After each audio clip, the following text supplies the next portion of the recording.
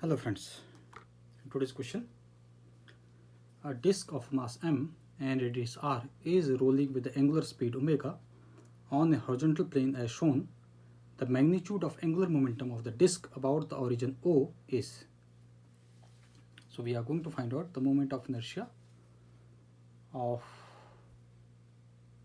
magnitude of angular momentum of the disk about the origin O. So you can say that the angular momentum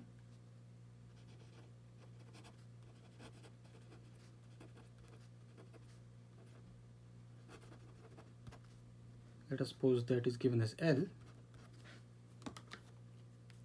So L will be equal to the momentum because of the translatory motion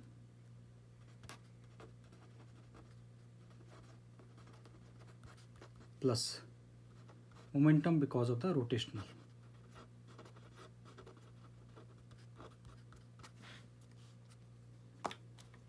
And let us suppose this is moving with the velocity of VCOM and its radius is always given as R, capital R rather. So we can simply substitute the values. For transition we are going to get this as M VCOM multiplied by R plus for rotational we get I and angular, that is omega. And another relationship, we know that VCOM is equal to R into omega, and the moment of inertia I is for the disk is given as mr square upon 2. So we substitute it here, we get L is equal to m r omega multiplied by R plus mr square divided by 2 into omega. And by solving this we get L is equal to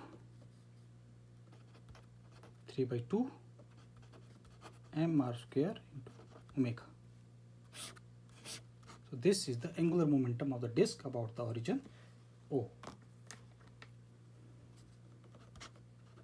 This is the angular momentum of the disk about origin O. So we have option number C is the correct option.